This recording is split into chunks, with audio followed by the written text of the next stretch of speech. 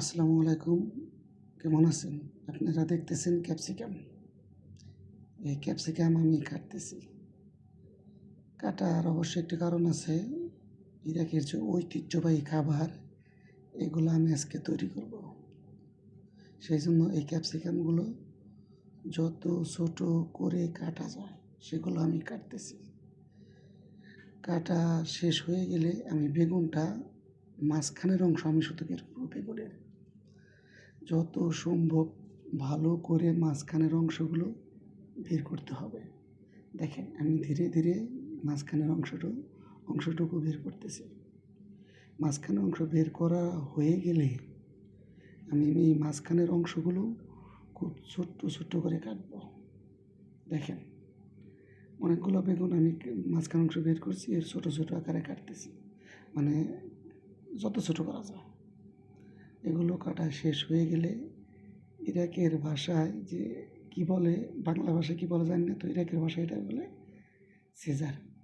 Same processing, সিজারের মাঝখানের অংশগুলো আমি বের করতেছি।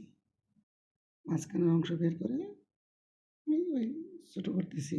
এগুলো সম্পূর্ণ একটা পাত্রে আমি রাখতেছি, একসাথে করতেছি। তারপরে আছে টমেটো।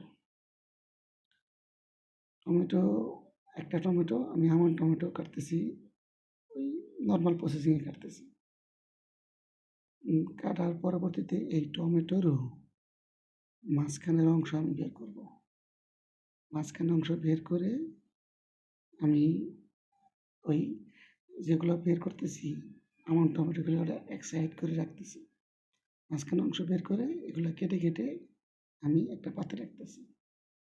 পেঁয়াজের আবার আরেকটা আছে যে পেঁয়াজটা আমি ওই বের করতেছি, মাঝখানের অংশটুকু রাখতেছি, আর বাকিটুকু আমি এক জায়গায় এক পাত্রে রাখতেছি। এই মাঝখানেও দেখেন মাঝখানের অংশটুকু আমি একটা একটা করে পেঁয়াজ বাছাই করতেছি। এগুলো ভাঙলে হবে না, খুব সাবধানতায় এগুলো বের করতে হবে। ওই যে একটা একটা যে পেঁয়াজের বের করতেছি এগুলো দরকার। তারপর মাঝখানের অংশ কেটে আমি একটা পাত্রে রাখতেছি। সম্পূর্ণ কিছু রাখা শেষ হয়ে গেলে এগুলো আমি মাংস, তারপরে চাউল, আর এগুলো আর সাথে মশলা অন্যান্য ইত্যাদি অনেক কিছু মিক্সার করছি। মিক্সারের একটা পাত্রে করা বা এগুলো ভিডিও করতে পারিনি, সেটার আমি আবার পেঁয়াজের মাঝখানে ভরতেছি। দেখেন এই পাত্রে আমি মিক্সার করে রাখছি, এগুলোর ভিতরে আমি ভরবো। ভরা কিছুটা ভরা হয়ে গেছে, এর মধ্যে আমি মাংস দিয়ে দিছি।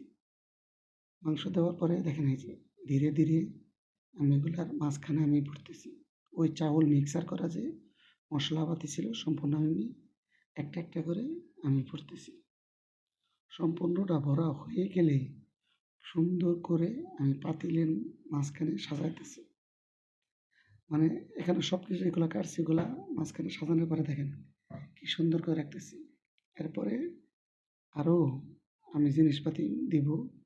ইরাকের ভাষায় চিলিক বলে বাংলাদেশে, ওই পালং শাকের মতো, মানে পালং শাক একটু ছোটো হয় একটু বড়।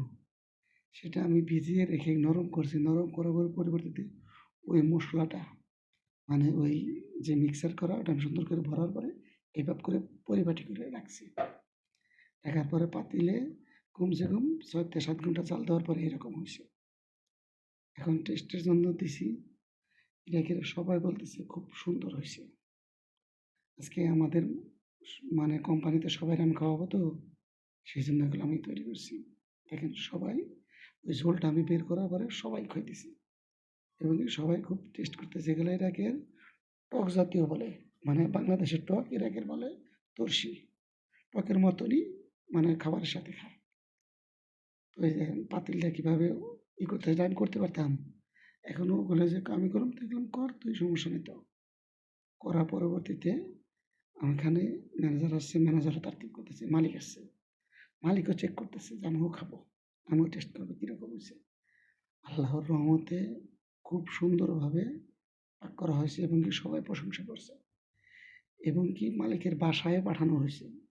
মাঝে মাঝে আগে পাক করতাম, তো এই 4 মাস পরে, মানে 4 বছর পরে আমি কেবল পাক করলাম, তো এখনও বলি না। এবং কি সবাই প্রশংসা করছে এবং কি মালিকের যে ফ্যামিলি পারসন তারাও বলছে যে, "না, খুব সুন্দর হয়েছে।" পরে আমার জন্য কিছু রাখছি, এই যে আমি খাইতেছি।